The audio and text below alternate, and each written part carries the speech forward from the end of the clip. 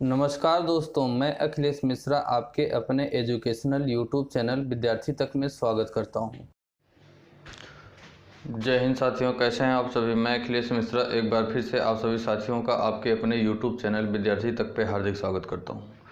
साथियों, ये डेली हम लोगों की करंट अफेयर की क्लास होती है जो कि SSC, bank, railway, UP police, UPSI, UP video और यूपी लेखपाल इत्यादि जैसे जो भी एग्ज़ाम होते हैं या और भी जितने भी कम्पिटिटिव एग्ज़ाम होते हैं उन सभी कम्पिटिटिव एग्ज़ाम्स के लिए बहुत ही हेल्पफुल होती है। क्या होती है? बहुत ही हेल्पफुल होती है। हम लोग यहाँ पे प्रत्येक दिन ऐसे करंट अफेयर को करने का काम करते हैं जो कि किसी भी कम्पिटिटिव एग्ज़ाम में आने के चांस 99.9% रहते हैं। ठीक साथियों, तो हम लोग यहाँ पे बिल्कुल अच्छे से एक्सप्लेन के साथ करंट अफेयर को करते हैं। मैं आशा करता हूँ कि आप लोग इन सारे करंट अफेयर को अच्छे से पढ़ते होंगे। साथ ही साथ सारे करंट अफेयर को आप लोग अपनी नोटबुक में नोट भी करते होंगे और सारी चीज़ें समझ में आती होंगी। सारे क्वेश्चन को साथियों, जितने भी करंट अफेयर के क्वेश्चन होते हैं, इंपॉर्टेंट क्वेश्चन, उन्हें सेलेक्ट किया जाता है। उसके बाद आप तक पहुँचाने की कोशिश की जाती है जो कि कम्पिटिटिव एग्ज़ाम के पॉइंट ऑफ व्यू से इम्पॉर्टेंट होते हैं। तो साथियों, हम लोग आज डेली सुबह मॉर्निंग में करंट अफेयर की क्लास करते हैं। उसी क्रम में आज मैं फिर से लेके आया हूँ करंट अफेयर के कुछ क्वेश्चंस को, तो उसी को हम लोग करने का काम करते हैं। ठीक साथियों, तो सबसे पहले जानकारी है आज की सबसे पहली जानकारी है साथियों, क्या है कि प्रधानमंत्री 7 दिसंबर को आगरा मेट्रो परियोजना के निर्माण कार्य का उद्घाटन करेंगे। सबसे पहले जानकारी है साथियों कि प्रधानमंत्री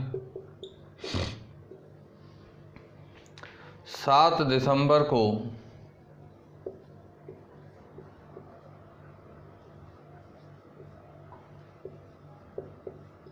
आगरा मेट्रो परियोजना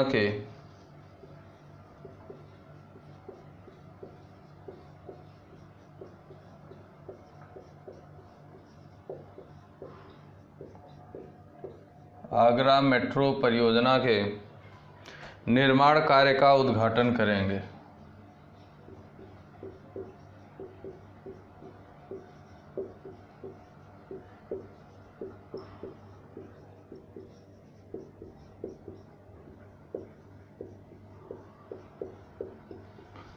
सबसे पहली जानकारी है साथियों आज की कि प्रधानमंत्री 7 दिसंबर को आगरा मेट्रो परियोजना के निर्माण कार्य का उद्घाटन करेंगे। साथियों, हमारे भारत के प्रधानमंत्री श्री नरेंद्र मोदी 7 दिसंबर 2020 को सुबह 11:30 बजे, कब? सुबह 11:30 बजे वीडियो कॉन्फ्रेंसिंग के माध्यम से, साथियों, इस परियोजना का उद्घाटन हमारे भारत के जो प्रधानमंत्री हैं वो सुबह 11 बजे 7 दिसंबर को सुबह 11:30 बजे वीडियो कॉन्फ्रेंसिंग के माध्यम से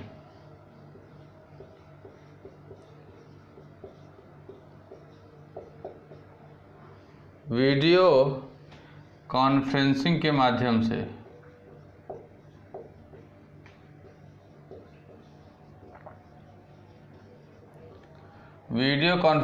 माध्यम से इसका उद्घाटन करेंगे। साथियों, किसके माध्यम से? वीडियो कॉन्फ्रेंसिंग के माध्यम से आगरा मेट्रो परियोजना के निर्माण कार्य का उद्घाटन करेंगे। आगरा के 15 बटालियन पीएसी परेड मैदान में होने वाले इस कार्यक्रम में केंद्रीय आवास एवं शहरी कार्य मंत्री श्री हरदीप सिंह पुरी, उत्तर प्रदेश के मुख्यमंत्री श्री योगी आदित्यनाथ तथा अन्य गणमान्य व्यक्ति भी इसमें शामिल होंगे। कौन कौन शामिल होंगे साथियों?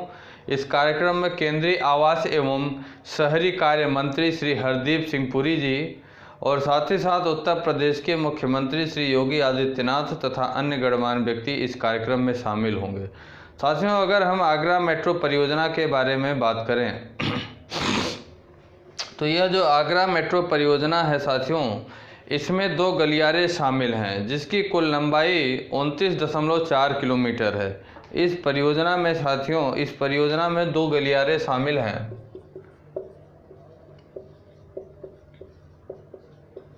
इन गलियारों की अगर टोटल लंबाई की बात करें, कुल लंबाई की बात करें तो इसकी कुल लंबाई 29.4 किलोमीटर है। कितनी? 29.4 किलोमीटर इन गलियारों की पूरी लंबाई है। और साथियों, ये गलियारे ताजमहल, आगरा का किला, सिकंदरा जैसे प्रमुख पर्यटन केंद्रों को रेलवे स्टेशनों और बस अड्डों से जोड़ते हैं। ये जो होंगे, ये ताजमहल, साथ ही साथ आगरा का किला, सिकंदरा जैसे कुछ प्रमुख पर्यटन केंद्र हैं जो कि रेलवे स्टेशन और बस अड्डे से इन्हें जोड़ने का काम करेंगे। इस परियोजना से आगरा शहर की 26 लाख आबादी को लाभ होगा। कितने साथियों? आगरा की बताया जा रहा है कि इस परियोजना से टोटल 26 लाख आबादी को लाभ पहुंचेगा। टोटल 26 लाख आबादी को क्या लाभ पहुंचेगा? हर साल आगरा आने वाले 60 लाख से अधिक पर्यटकों की ज़रूरतें भी पूरी होंगी। यह परियोजना ऐतिहासिक शहर आगरा को पर्यावरण के अनुकूल एक मास रैपिड ट्रांजिट सिस्टम प्रदान करेगी। क्या? एक मास रैपिड ट्रांजिट सिस्टम प्रदान करेगी। इस परियोजना की अनुमानित लागत की बात करें साथियों, 8,37,962 करोड़ रुपए इसकी अनुमानित लागत होगी। इस परियोजना की अगर अनुमानित लागत बात किया जाए,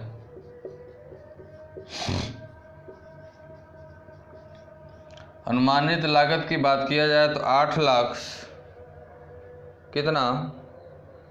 8,37,962 करोड़ रुपए।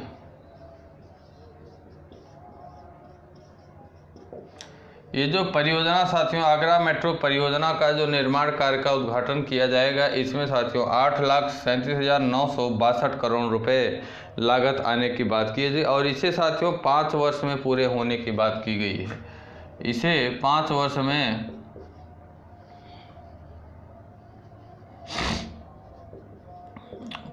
वर्षों में पूरा करने की बात की जा रही है।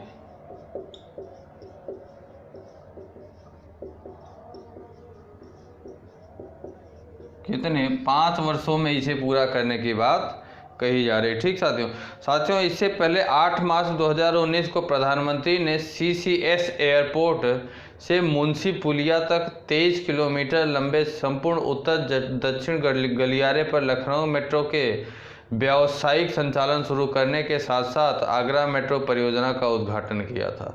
कब? इससे पहले साथियों 8 मार्च 2019 को प्रधानमंत्री, कब? 8 मार्च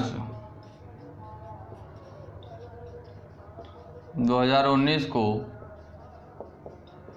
प्रधानमंत्री लखनऊ मेट्रो, कौन से? CCS एयरपोर्ट से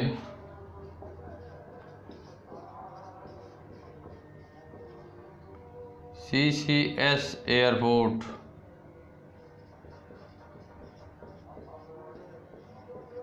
CCS एयरपोर्ट से मुंशी पुलिया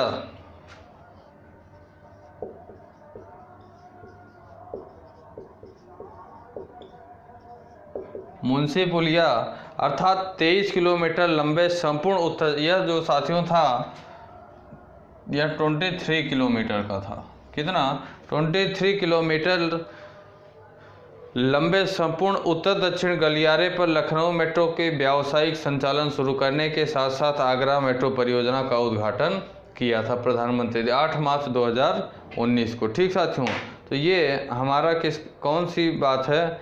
ये जब प्रधानमंत्री 7 दिसंबर को आगरा मेट्रो परियोजना के निर्माण कार्य का उद्घाटन की बात कर रहे हैं। ठीक साथियों,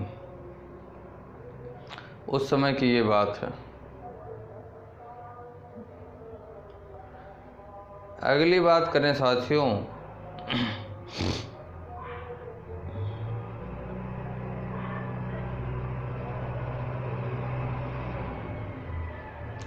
अगली जानकारी की बात करें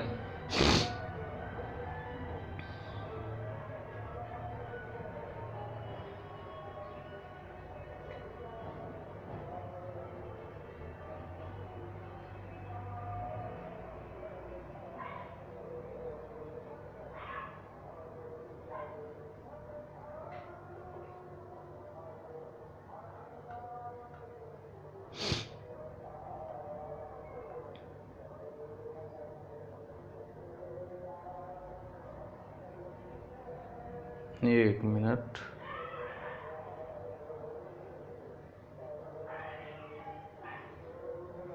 अगली इंफॉर्मेशन की अगर हम लोग बात करें,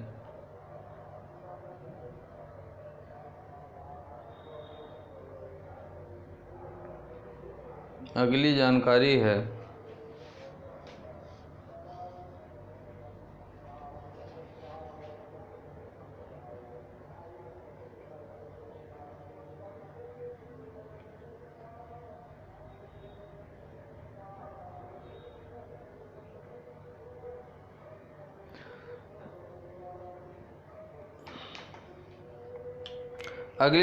है साथियों कि अंतर्राष्ट्रीय सैंड आर्ट फेस्टिवल और कोणार्क महोत्सव 2020 का भी शुभारंभ हो गया है। अगली नई जानकारी है कि अंतर्राष्ट्रीय सैंड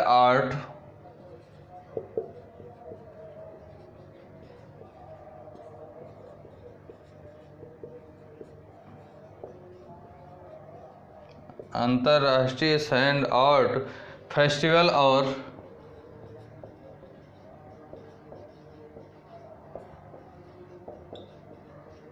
कोणार्क महोत्सव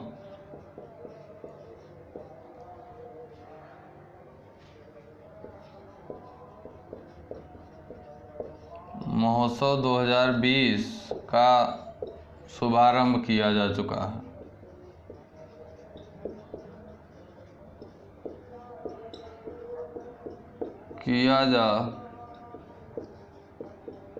है। किसका साथियों? अंतर्राष्ट्रीय सैंड आर्ट फेस्टिवल और कोणार्क महोत्सव 2020 का शुभारंभ किया जा चुका है। ठीक साथियों यह जो फेस्टिवल है यह 9वां और कोणार्क महोत्सव का 31वां संस्करण है। ये जो साथियों सैंड आर्ट फेस्टिवल है यह 9वां संस्करण है। इसका कितना? 9वां संस्करण। और साथ ही साथ साथियों ये जो कोणार्क महोत्सव है ये 31st संस्करण है। ये जो कोणार्क महोत्सव 2020 है साथियों यह इसका 31वां संस्करण है। साथ ही साथ सैंड आर्ट फेस्टिवल जो है यह इसका कौन सा? 9वां संस्करण है। ठीक साथियों, अंतर्राष्ट्रीय सैंड आर्ट फेस्टिवल ओडिशा के पुरी जिले में कोणार्क के चंद्रभागा बीच पर आयोजित किया जा रहा है। यह जो साथियों अंतर्राष्ट्रीय सैंड आर्ट फेस्टिवल है यह साथियों ओडिशा के पुरी जिले में, कहाँ? ओडिशा के पुरी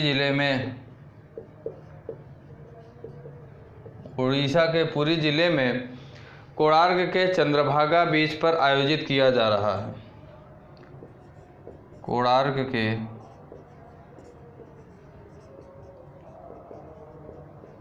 चंद्रभागा बीच पर आयोजित किया जा रहा है।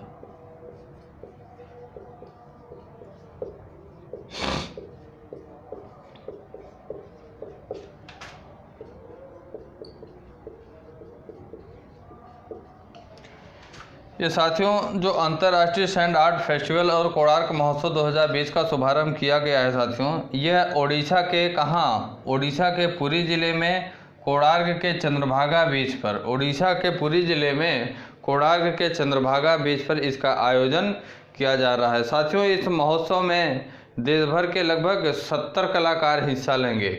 ये जो कौन सा अंतर्राष्ट्रीय सैंड आर्ट फेस्टिवल और कोणार्क महोत्सव 2020 है साथियों, इसमें देश भर के कितने? 70, देश भर के लगभग 70 कलाकार हिस्सा लेंगे। 70 कलाकार इसमें हिस्सा लेंगे साथियों। देश भर के लगभग 70 कलाकार इसमें हिस्सा लेंगे। ठीक साथियों, विश्व प्रसिद्ध रेत कलाकार और पद्मश्री अवार्डी सुदर्शन पटनायक को महोत्सव का मुख्य क्यूरेटर बनाया गया है। किसी साथियों? ये जो अंतर्राष्ट्रीय सैंड आर्ट फेस्टिवल और कोणार्क महोत्सव 2020 का आयोजन किया जा रहा है, इसके अगर बात करें साथियों तो मुख्य क्यूरेटर की बात करें तो इसके मुख्य क्यूरेटर विश्व प्रसिद्ध रेत कलाकार, इसके मुख्य क्यूरेटर साथियों विश्व प्रसिद्ध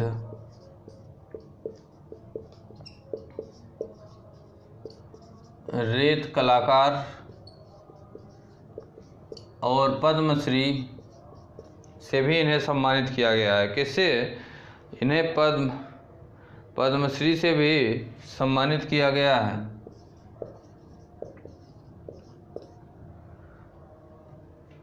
अवार्डी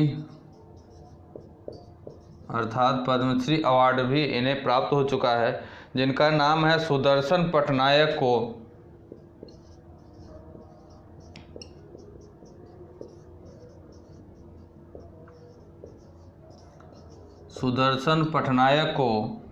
सुदर्शन पटनायक को मुख्य क्यूरेटर बनाया गया है।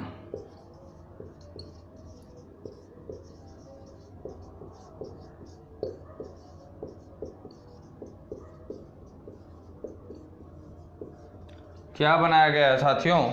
इस कार्यक्रम का, इस आयोजन का मुख्य क्यूरेटर क्या बनाया गया है? मुख्य क्यूरेटर। और इसके आयोजन की बात करें साथियों तो इसका आयोजन कहाँ किया जा रहा है?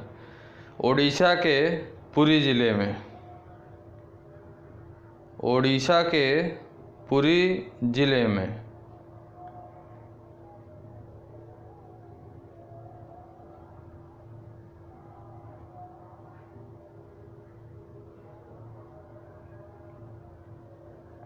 ओडिशा के पुरी जिले में आयोजन किया जा रहा है। और इस कार्यक्रम के मुख्य क्यूरेटर की बात करें तो विश्व प्रसिद्ध रेत कलाकार और पद्मश्री अवार्ड से सम्मानित, जिनका नाम है सुदर्शन पटनायक। क्या नाम है? सुदर्शन पटनायक को इस कार्यक्रम का मुख्य क्यूरेटर बनाया गया है। साथियों, इस समारोह का आयोजन हर साल कोणार्क नृत्य महोत्सव के हिस्से के रूप में किया जाता है, ताकि राष्ट्रीय और अंतर्राष्ट्रीय रेत कलाकारों को अपनी प्रतिभा दिखाने के लिए एक मंच प्रदान किया जा सके। हालांकि 2020 में अंतर्राष्ट्रीय कलाकार वर्तमान में जारी वैश्विक कोविड-19 महामारी के चलते हिस्सा नहीं ले पाएंगे। ओडिशा पर्यटन द्वारा, मतलब ये जो आयोजन किया जाता है साथियों, इसमें राष्ट्रीय और अंतर्राष्ट्रीय दोनों तरीके के कलाकार शामिल होते हैं। मतलब राष्ट्रीय अपने भारत के भी और साथ ही साथ विदेशों के कलाकार भी इसमें शामिल होते हैं। लेकिन जैसा कि आप लोगों को पता है कि इस समय कोविड-19 का दौर चल रहा है, जिसके कारण अंतर्राष्ट्रीय उड़ानें या अंतर्राष्ट्रीय लोगों का आना जाना प्रतिबंधित किया गया है, जिसके कारण इस बार जो आयोजन किया जा रहा है इसमें सिर्फ राष्ट्रीय रेत कलाकार ही इस कार्यक्रम में हिस्सा ले पाएंगे।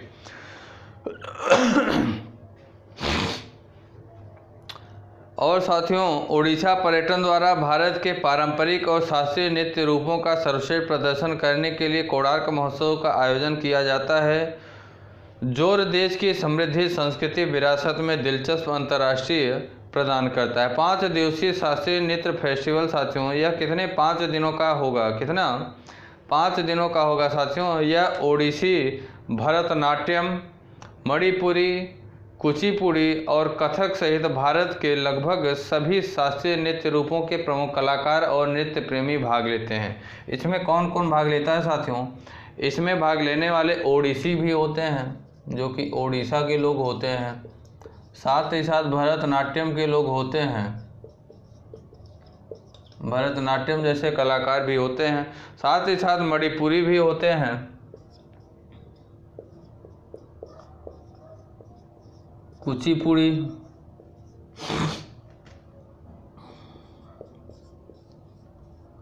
और कुचिपुड़ी के साथ साथ साथियों कथक के भी कलाकार होंगे। किसके? कथक सहित साथियों भारत के लगभग सभी शास्त्रीय नृत्य रूपों के प्रमुख कलाकार और नृत्य प्रेमी भी इसमें भाग लेंगे। मुख्य रूप से इसमें ओडिसी, भरतनाट्यम, मणिपुरी, कुचिपुड़ी और कथक जैसे भारत के लगभग सभी कलाकार इसमें क्या साथियों इस कार्यक्रम में भाग लेंगे। ठीक साथियों, अगली जानकारी की बात करें, इसे मैं हटाता हूँ।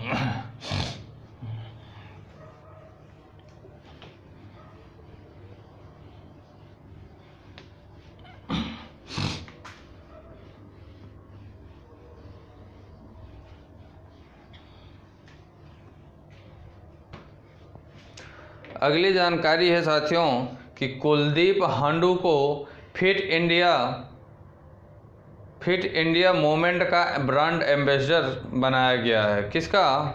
कुलदीप हांडू को फिट इंडिया मूवमेंट का एम्बेसडर बनाया गया है। अगली जानकारी है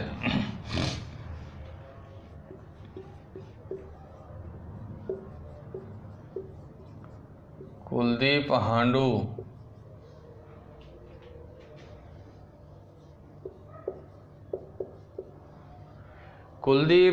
को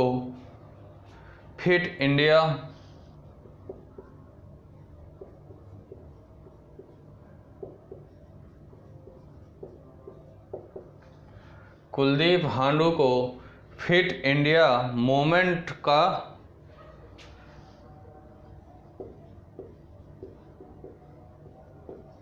एम्बेसडर बनाया गया। कुलदीप हांडू को साथियों फिट इंडिया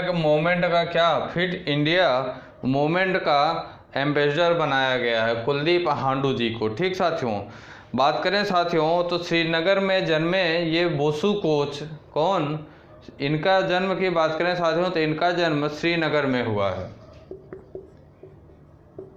जन्म श्रीनगर में जन्मे साथियों बोसु कोच।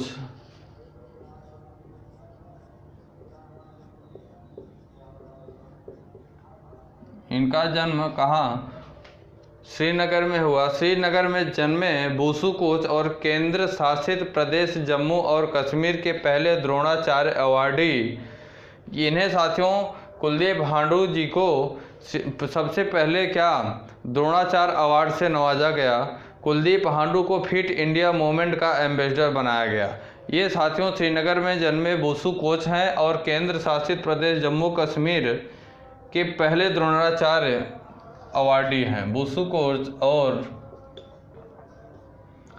जम्मू कश्मीर राज्य के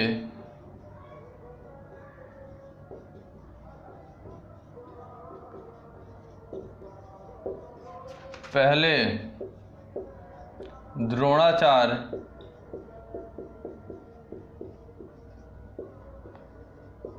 अवार्डी भी हैं साथियों, पहले द्रोणाचार्य अवार्डी भी हैं।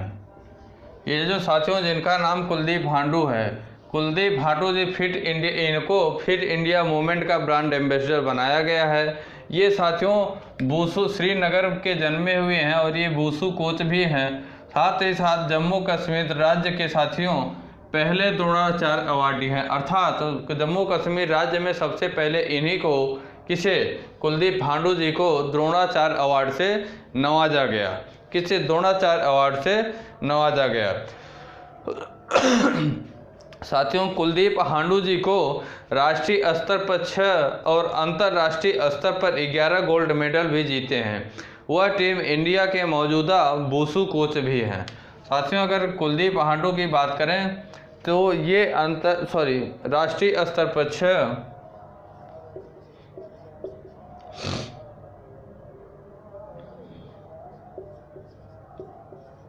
राष्ट्रीय स्तर पर 6 और अंतर्राष्ट्रीय स्तर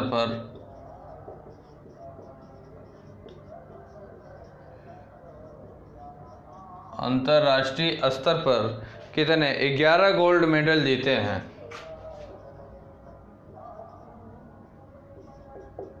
11 गोल्ड मेडल जीते हैं साथियों।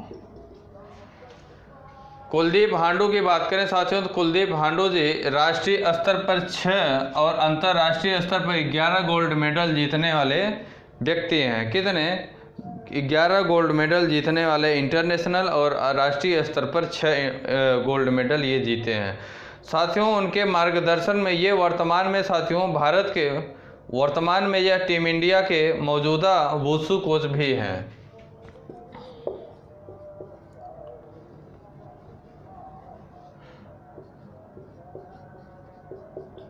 वर्तमान में यह टीम इंडिया के वुशु कोच वुशु कोच भी हैं।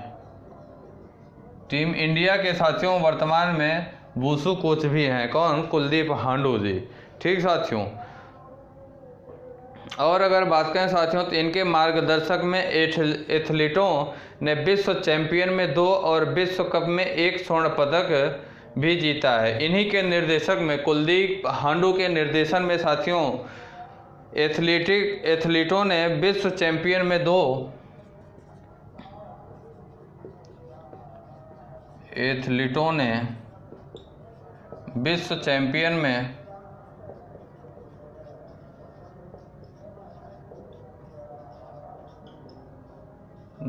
और विश्व चैंपियन में कितने? 2 और विश्व कप में 1 स्वर्ण पदक जीता है।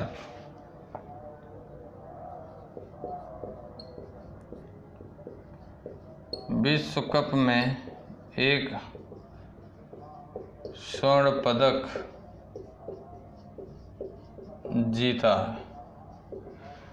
कुलदीप हांडू के निर्देशन में साथियों, कौन? कुलदीप हांडू के निर्देशन में एथलीटों ने विश्व चैंपियन में 2 और विश्व कप में 1 स्वर्ण पदक भी जीता है। ठीक साथियों, साथ ही साथ साथियों वह जम्मू और कश्मीर में पुलिस इंस्पेक्टर के रूप में भी कार्यरत हैं। अगर कुलदीप हांडू की बात किया जाए साथियों, किसकी? कुलदीप हांडू की बात किया जाए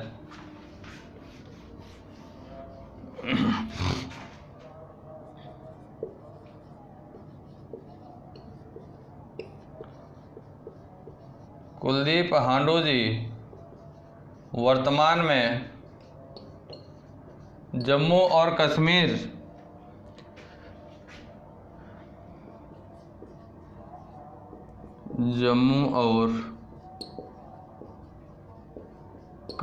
में पुलिस इंस्पेक्टर के रूप में कार्यरत हैं।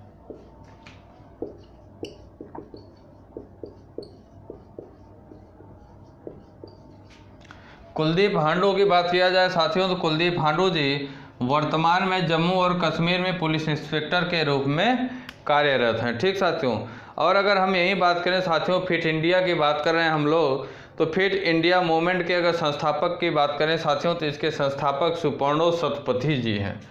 फिट इंडिया के संस्थापक की बात करें अगर,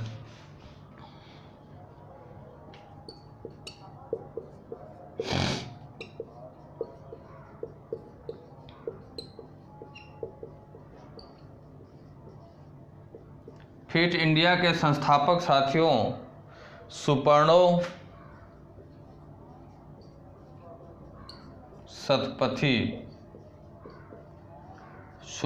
सतपथी जी फिट इंडिया के संस्थापक हैं। किसके संस्थापक? फिट इंडिया के संस्थापक हैं सुपर्णो सतपथी।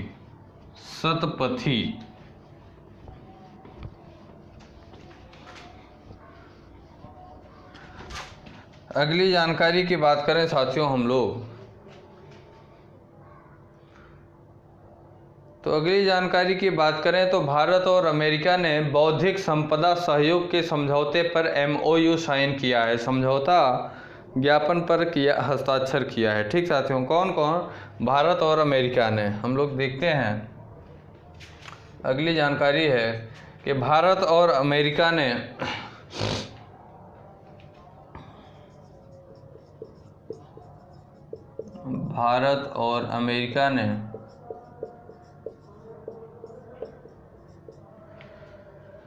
बौद्धिक संपदा सहयोग के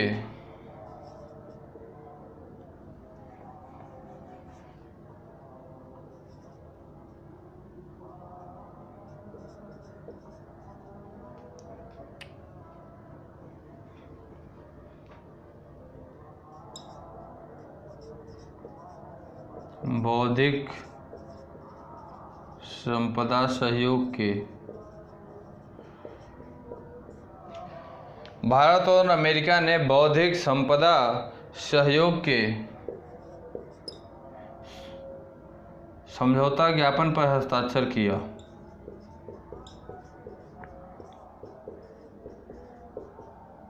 समझौता ज्ञापन पर हस्ताक्षर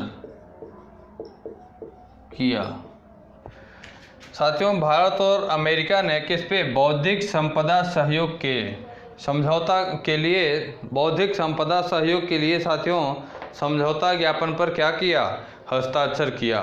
भारत सरकार और संयुक्त राज्य अमेरिका ने बौद्धिक संपदा सहयोग के क्षेत्र में एक समझौता ज्ञापन पर हस्ताक्षर किया है। साथियों, ये जो समझौता ज्ञापन अर्थात MOU साइन हुआ है, इस MOU के तहत दोनों देश MOU को लागू करने के लिए द्विवार्षिक कार्य योजना तैयार करेंगे। कौन?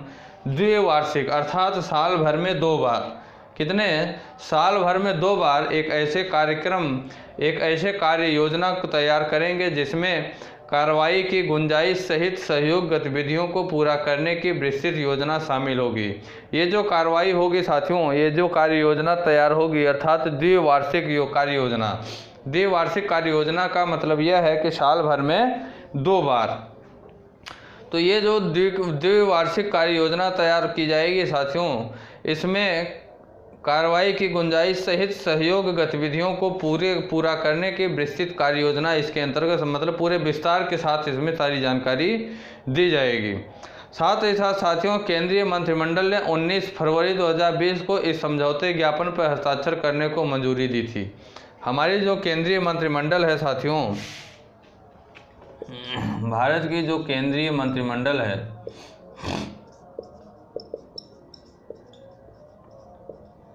केंद्रीय मंडल, ये जो बौद्धिक संपदा सहयोग समझौता ज्ञापन है साथियों, इस पे जो है हस्ताक्षर के लिए 19 फरवरी, कब? 19 फरवरी को, इनको 19 फरवरी 2020 को इस समझौते पर हस्ताक्षर की मंजूरी दी थी। बौद्धिक संपदा सहयोग समझौता ज्ञापन पे जो हस्ताक्षर हुआ है साथियों, इसकी मंजूरी की बात किया जाए तो हमारा केंद्रीय मंत्रिमंडल जो है वह 19 फरवरी 2020 को ही इसकी मंजूरी दे दी थी। साथियों, इस समझौते ज्ञापन पर हस्ताक्षर DPIIT के सचिव डॉक्टर गुरु प्रसाद महापात्रा और आंद्रेई इंकू द्वारा किए गए, जिन्होंने संयुक्त राज्य अमेरिका के वाणिज्य विभाग, उद्योग एवं अंतर्राष्ट्रीय व्यापार, वाणिज्य और उद्योग मंत्रालय और संयुक्त राज्य अमेरिका पेटेंट और ट्रेडमार्क कार्यालय विभाग का प्रतिनिधित्व किया। साथियों, इस समझौते पर हस्ताक्षर वाणिज्य विभाग, उद्योग एवं अंतर्राष्ट्रीय व्यापार, इस समझौते पर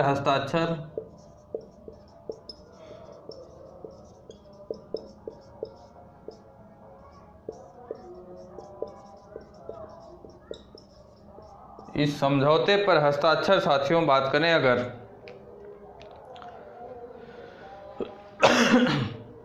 तो वाणिज्य विभाग,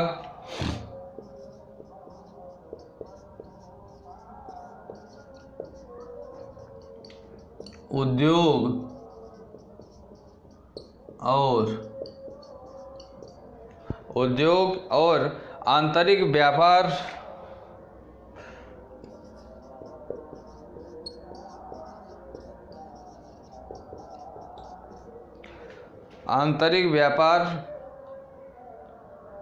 के सचिव डॉक्टर गुरु प्रसाद महापात्रा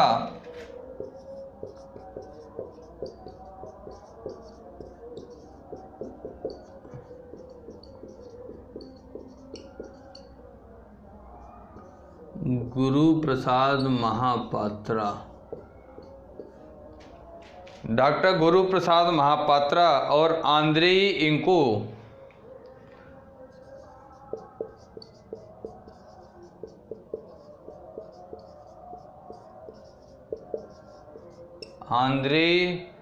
इंकू द्वारा किया गया।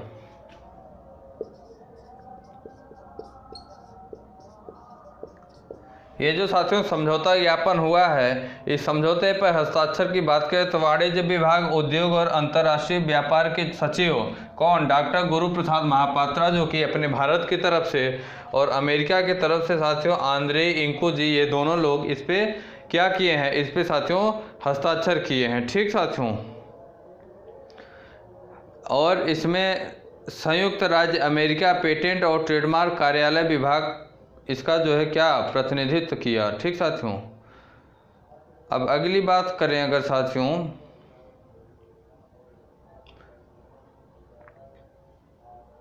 अगली जानकारी की बात किया जाए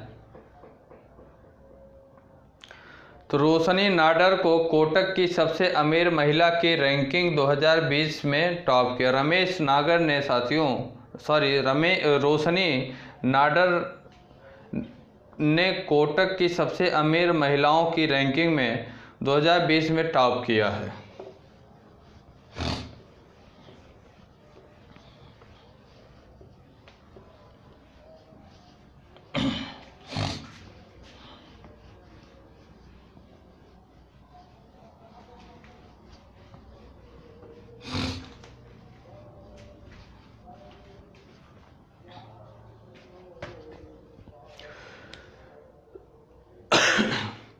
रोशनी नाडर ने, अगली जानकारी है,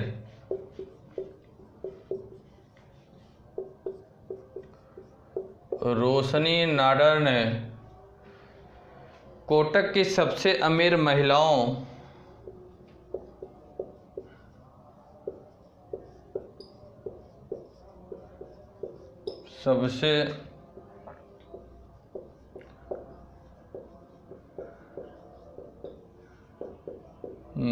की रैंकिंग में, सबसे अमीर महिलाओं की रैंकिंग 2020 में टॉप किया जा प्रथम स्थान पे रही।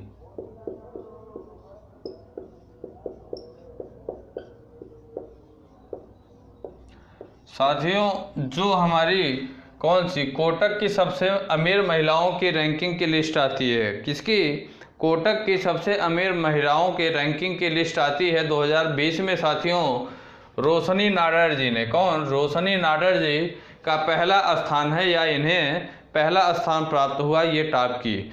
साथियों, HCL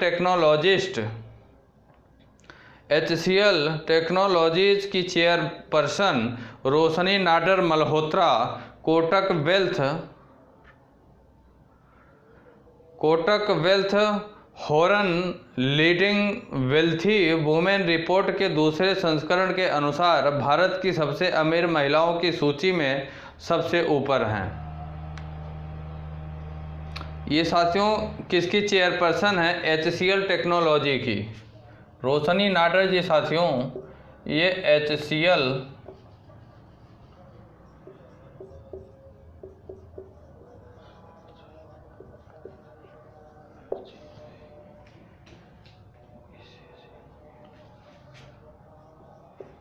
की chairperson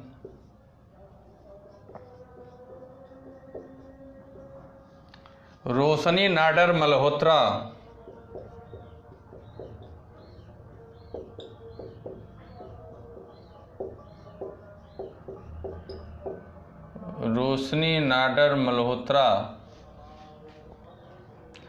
Kotak wealth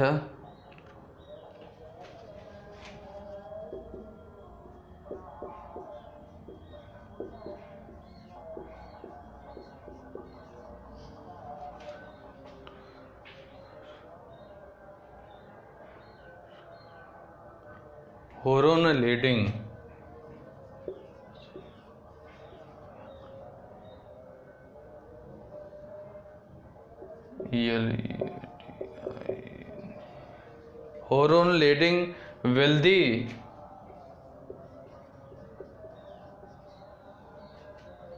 women report के अनुसार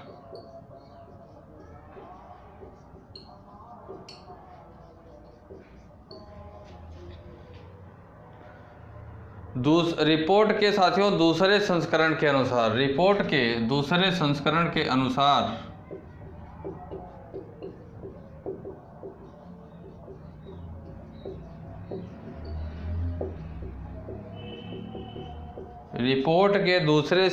के अनुसार भारत की सबसे अमीर महिलाओं की सूची में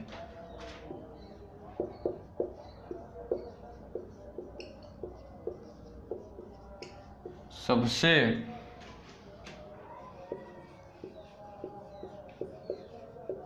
अमीर महिलाओं की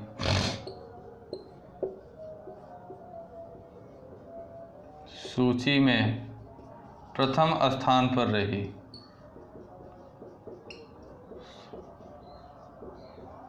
किसमें साथियों प्रथम स्थान पे हैं साथियों? ये जो रोशनी नाडर जी हैं, जिन्हें कि कोटक की सबसे अमीर महिलाओं की रैंकिंग 2020 में जो आई, इन्हें प्रथम स्थान प्राप्त हुआ है। किसे? रोशनी नाडर जी को। ये रोशनी नाडर जी साथियों HCL टेक्नोलॉजीज की चेयरपर्सन है। किसकी? HCL टेक्नोलॉजीज की चेयरपर्सन है रोशनी नाडर मल्होत्रा, इनका पूरा नाम है। क्या नाम है? रोशनी नाडर मल्होत्रा। एक रिपोर्ट आई है साथियों Kotak wealth Hurun leading wealthy women की। किसकी? Kotak wealth Hurun leading wealthy women की। ये इस रिपोर्ट ने यह प्रस्तुत किया। इस रिपोर्ट की ये दूसरा संस्करण है। कौन सा साथियों?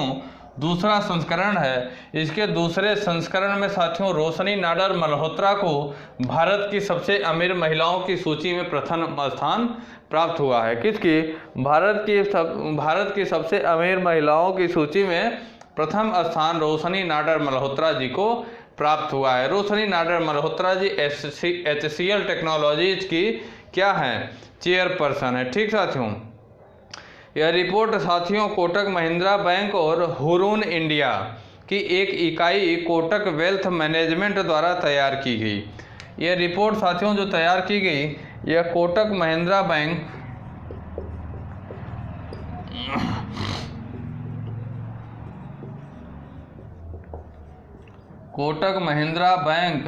और हुरून इंडिया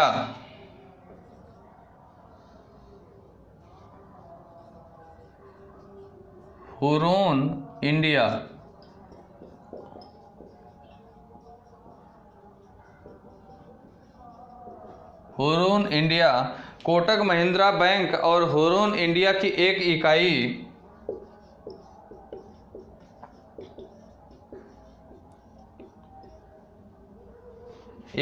जिस इकाई का नाम है साथियों कोटक वेल्थ मैनेजमेंट।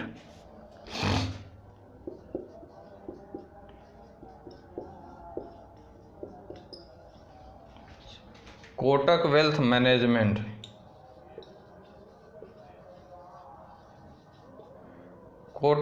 मैनेजमेंट के द्वारा तैयार किया गया।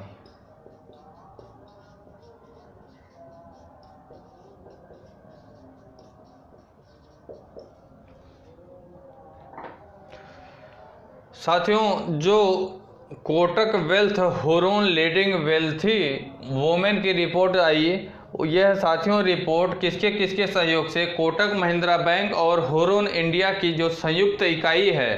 क्या है? संयुक्त इकाई है, जिस इकाई का नाम है कोटक वेल्थ मैनेजमेंट है। इसने यह रिपोर्ट तैयार किया। ठीक साथियों, और साथियों बायोकॉन की किरण मजूमदार शाह और USB की लीला गांधी तिवारी कोटक वेल्थ हुरून अमीर महिलाओं की सूची में क्रमशः दूसरे और तीसरे स्थान पे हैं। पहले स्थान पे साथियों हमारी भारत की रोशनी नाडर मल्होत्रा जी हैं, और अगर दूसरे स्थान पे बात किया जाए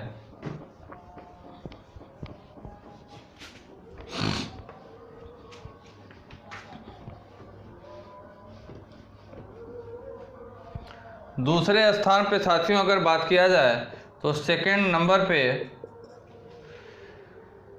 बायोकॉन की किरण मजूमदार शाह।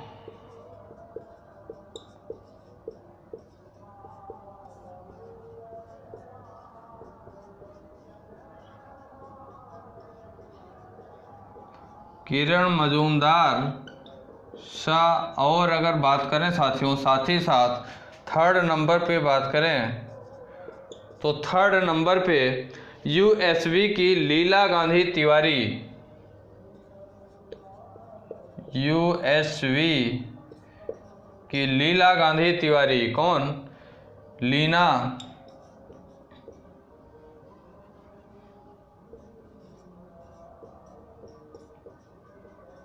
लीना गांधी तिवारी। लीला गांधी तिवारी तीसरे स्थान पे, दूसरे स्थान पे बायोकॉन की, ये बायोकॉन की चेयरपर्सन है किरण मजूमदार शाह, और एसयूवी की साथियों यूएसवी की चेयरपर्सन जिनका नाम है लीना गांधी तिवारी। और पहली सूची इस सूची में पहले नंबर पे कौन, जो HCL टेक्नोलॉजीज की चेयरपर्सन है जिनका नाम है रोशनी नाडर मल्होत्रा जी, ये पहले स्थान पे। दूसरे स्थान पे बायोकॉम की चेयरपर्सन किरण मजूमदार शाह, और थर्ड नंबर पे यूएसवी की चेयरपर्सन लीना गांधी तिवारी जी, इसमें इन्हें तीसरा स्थान प्राप्त हुआ है। साथियों, ये जो किरण मजूमदार शाह हैं इस सूची में खुद से धन कमाकर अमीर बनने वाली महिला हैं। ये जो किरण मजूमदार शाह जी हैं ये स्वयं से अर्थात खुद के धन से, खुद के कमाए हुए धन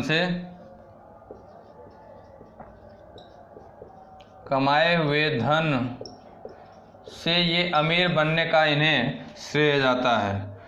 खुद के कमाए हुए धन से अमीर बनने का श्रेय इन्हें जाता है। इस सूची में शामिल 19 महिलाएं साथियों हुरून इंडिया रीच लिस्ट 2020 में भी शामिल हैं। इस सूची में जो 19 महिलाएं हैं साथियों, वे सभी की सभी 19 महिलाएं हुरून इंडिया रीच लिस्ट 2020 में भी शामिल हैं। साथ ही साथ इनमें से 6 महिलाओं ने हुरून ग्लोबल रीच लिस्ट 2020 में भी अपनी जगह बनाई है।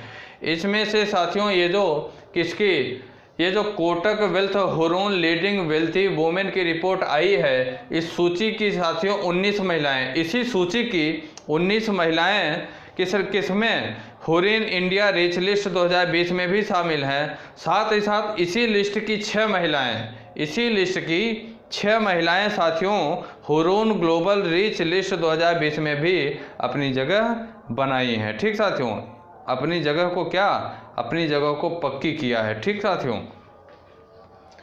अगली जानकारी की बात करें हम लोग,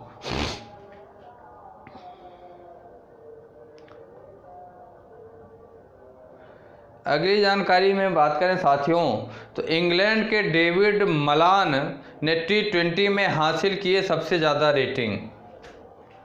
अगली जानकारी की बात करेंगे हम लोग,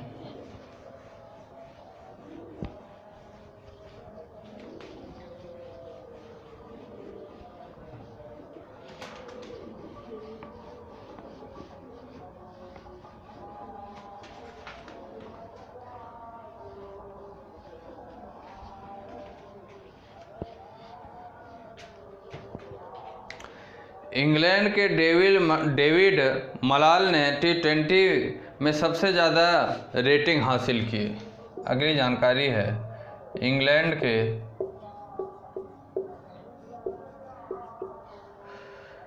डेविड मलान ने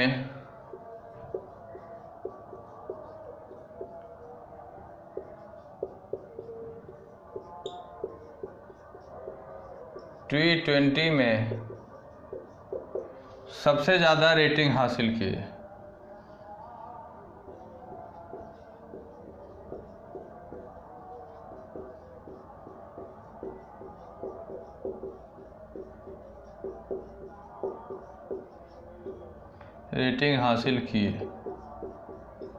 इंग्लैंड के साथियों डेविड मलाल जी ने T20 में सबसे ज़्यादा रैंकिंग क्या हासिल किए।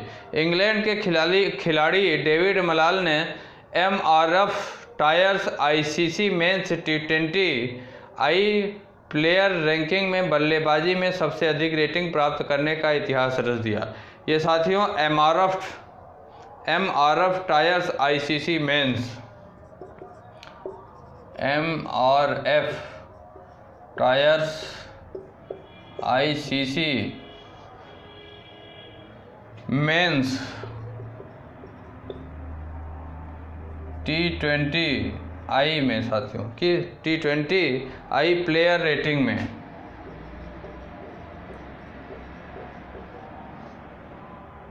रैंकिंग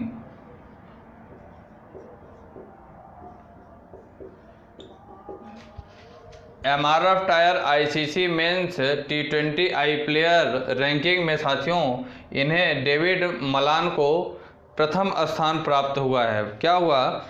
रैंकिंग में बल्लेबाजों में साथियों, रैंकिंग में बल्लेबाजों में बल्लेबाजी में साथियों इन्हें प्रथम स्थान, सबसे ज़्यादा रेटिंग हासिल करने का इतिहास प्राप्त हुआ। ये साथियों मलान की बात करें अर्थात डेविड मलान जी, ये 33 वर्षीय मलान है। 33 वर्षीय डेविड मलान रैंकिंग में 915 अंक हासिल किए हैं। इनकी अगर उम्र की बात किया जाए तो इनकी उम्र 33 वर्ष है।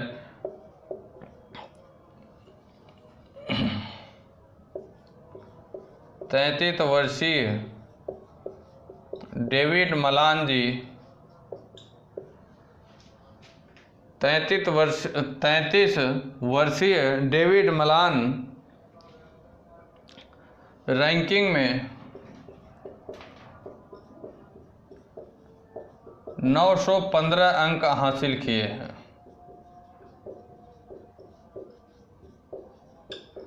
915 अंक क्या किए? हासिल किए, जिसके कारण वो इस फॉर्मेट में 900 अंक पाकर करने वाले पहले खिलाड़ी बन गए हैं। ये साथियों इस फॉर्मेट में इस फॉर्मेट में 900 अंक पार करने वाले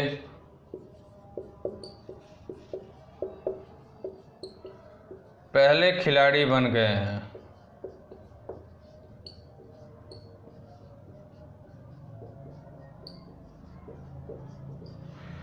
तैंतीस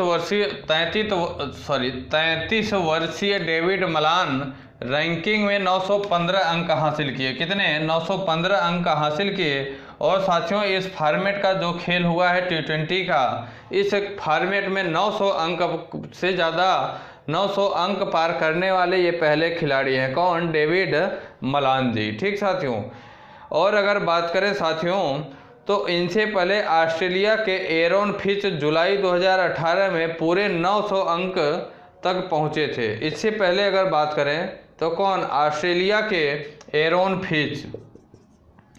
डेविड मलान से पहले ऑस्ट्रेलिया के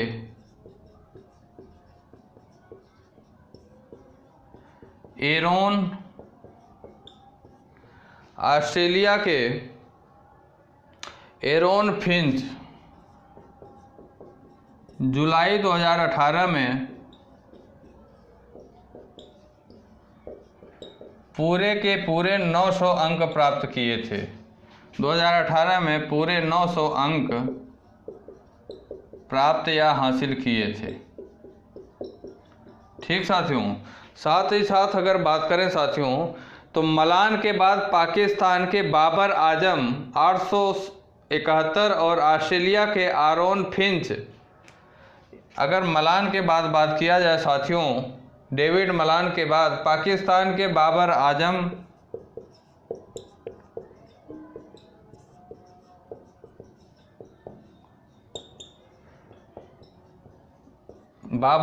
को कितने साथियों? 871। और अगर बात करें तो ऑस्ट्रेलिया के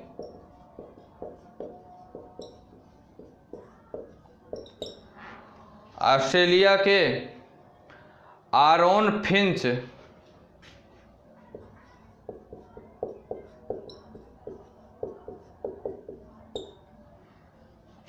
फिंच की बात करें तो 835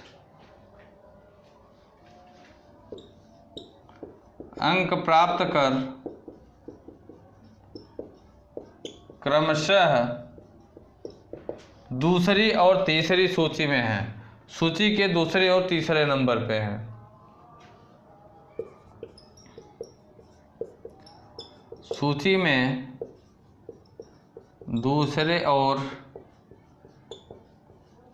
तीसरे स्थान पर हैं।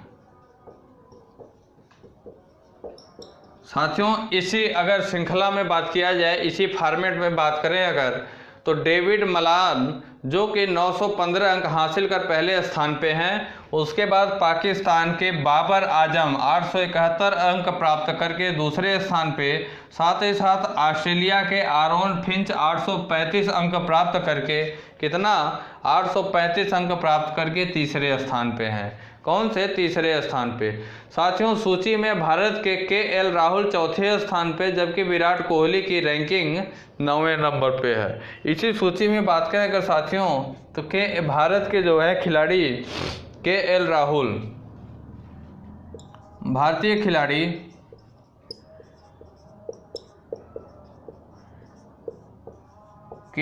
एल राहुल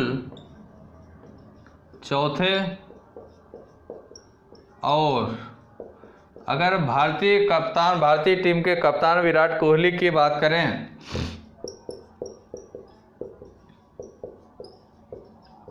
विराट कोहली 9वें स्थान पे हैं। विराट कोहली की बात करें साथियों तो विराट कोहली जी 9वें स्थान पे हैं। ठीक साथियों, कौन से? T20 प्लेयर रैंकिंग में साथियों बल्लेबाजी की बात करें, ठीक तो कौन से स्थान पे हैं? 9वें स्थान पे विराट कोहली जी हैं।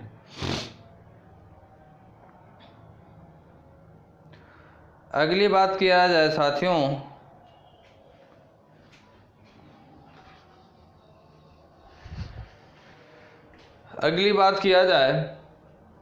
तो एथलीट से अभिनेता बने रेफर जॉनसन का निधन हो गया।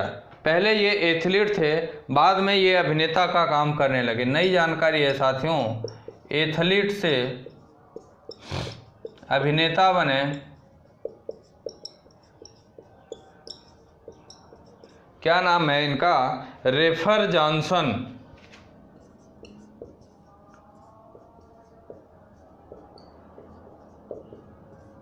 का बेचारे का निधन हो गया।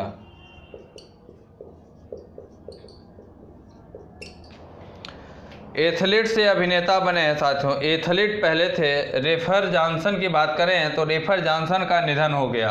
रेफर जॉनसन जी पहले एक एथलीट थे, लेकिन बाद में ये क्या हुए? बाद में ये एक अभिनेता हुए। ठीक साथियों, जिनका अब निधन हो गया। डिकैथलॉन में, कहाँ? डिकैथलॉन में 1960 के ओलंपिक में स्वर्ण पदक जीतने वाले अमेरिकी डिकैथलेट और फिल्म अभिनेता रेफर जॉनसन का निधन। ये साथियों 1960 में ओलंपिक में स्वर्ण पदक भी जीते थे, अमेरिका के डिकैथलेट। इन्हें साथियों रेफर जॉनसन को 1960 में स्वर्ण पदक भी प्राप्त था। स्वर्ण पदक भी इन्हें प्राप्त था। कब? 1960 में प्राप्त हुआ था। और ये साथियों फिल्म अभिनेता भी थे। एथलीट से रिटायर होने के बाद जॉनसन ने अभिनय करियर शुरू किया था। जब इन्हें एथलीट से रिटायरमेंट प्राप्त हो गई थी तो उसके बाद ये अभिनय में अपने करियर की शुरुआत किए। उसके बाद 1989 में James Bond film Licence to Kill सहित कई फिल्मों में दिखाई दिए। 1989 में साथियों ये 1989 में जेम्स बॉन्ड फिल्म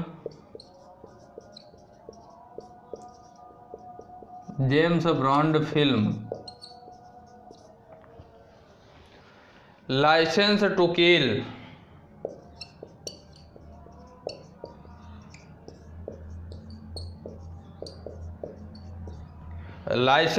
किल सहित कई फिल्मों में भी दिखाई दिए थे, लेकिन मेन फिल्म इसकी क्या थी साथियों? लाइसेंस टू किल। 1989 में साथियों इसमें इनका किरदार दिखाई दिया था। ठीक साथियों, कब? 1989 में इनका किरदार दिखाई दिया था। साथ ही साथ मैं आपको बता ही चुका कि पाकिस्तान के पूर्व पीएम, अभी मैं कल ही परसों बताया था कि पूर्व पीएम जफरुल्लाह जमाली का निधन हो गया। पाकिस्तान के जो पूर्व प्रधानमंत्री थे जफरुल्लाह जमाली, उनका निधन हो गया। ये पाकिस्तान के 15वें प्रधानमंत्री हुआ करते थे। साथियों जफरुल्लाह खान जमाली जो हुआ करते थे ये पाकिस्तान के 15वें प्रधानमंत्री हुआ करते थे। ये 2002 से नवंबर 2002 से जून 2004 तक 1 वर्ष 7 महीने और 3 दिन की अवधि के लिए पीएम के रूप में कार्य किया था। वे प्रधानमंत्री बनने वाले बलूचिस्तान के पहले राजनेता थे जिन्हें प्रधानमंत्री पद प्राप्त हुआ था। वह उस समय देश के प्रधानमंत्री थे जब पूर्व सैन्य तानाशाह परवेज मुशर्रफ राष्ट्रपति थे। पीएम के रूप में जमाली ने विवाद कश्मीर क्षेत्र में शांति समझौते पर हस्ताक्षर करने और संघर्ष विराम का संकल्प भी लिया। जमाली ने 2004 में 2001 में तालिबान सरकार के पतन के बाद अफगानिस्तान की पहली उच्च स्तरीय यात्रा भी की थी। ठीक साथियों, फ्रांस के पूर्व राष्ट्रपति वालेरी गिस्कार्ड का भी निधन हो गया। साथियों, फ्रांस के पूर्व राष्ट्रपति वालेरी गिस्कार्ड का भी निधन हो गया।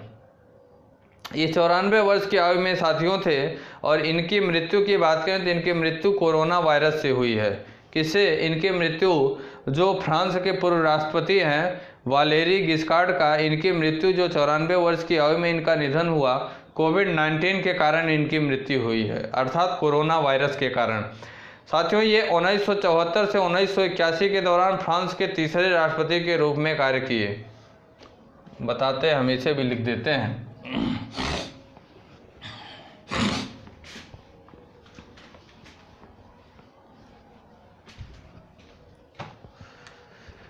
फ्रांस के पूर्व राष्ट्रपति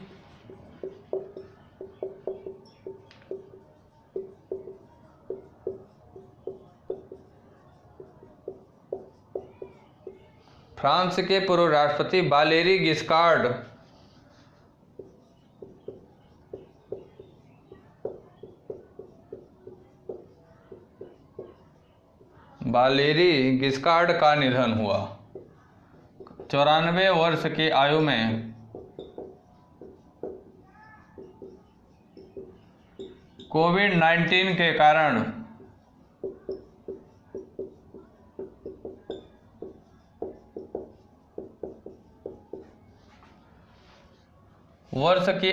कोविड-19 के कारण मृत्यु हुई या निधन हो गया।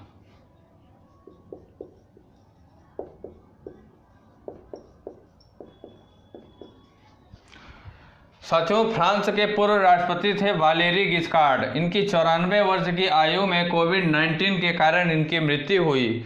साथ ही साथ साथियों, अगर बात करें तो ये 1974 से 1981 के दौरान 1974 से 1981 के दौरान फ्रांस के तीसरे राष्ट्रपति थे।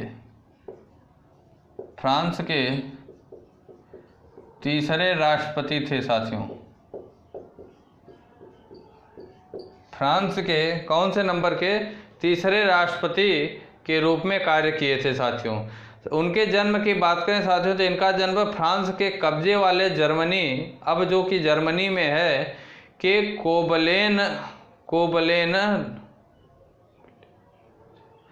कोबलेनज में 2 फरवरी 1926 को हुआ था। इनके जन्म की बात करें साथियों तो 2 फरवरी 1926 को फ्रांस के कब्जे वाले,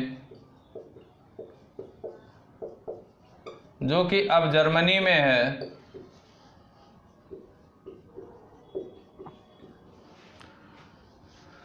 फ्रांस के कब्जे वाले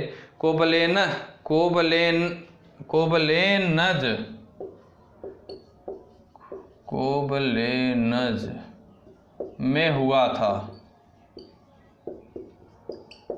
फ्रांस के जो पूर्व राष्ट्रपति थे साथियों वालेरी गिस्कार्ड, इनका जन्म 2 फरवरी 1926 को, जब उस समय फ्रांस के कब्जे में था कौन? कोबलेनज उस समय फ्रांस के कब्जे में था। वर्तमान में यह स्थान अब जर्मनी में है। ठीक, वर्तमान में यह कहाँ? अब जर्मनी में यह शामिल हो गया है। जन्म हुआ था साथियों। गिस्कार्ड ने फ्रांस में राजनीतिक अधिकार को लेकर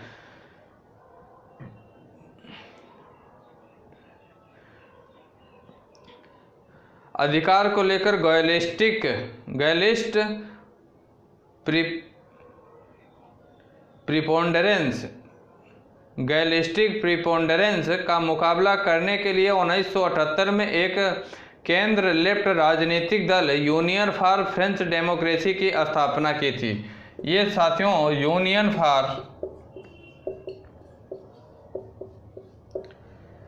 यूनियन फॉर फ्रेंच डेमोक्रेसी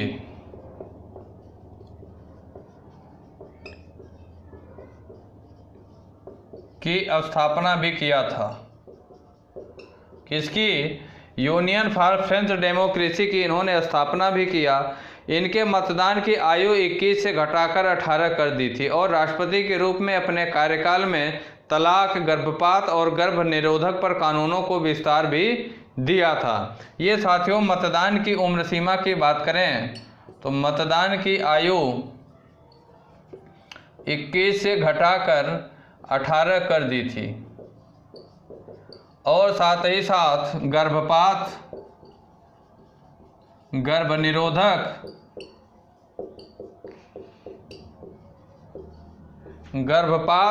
साथ ही साथ बात करें तो गर्भ निरोधक, और अगर बात करें तो तलाक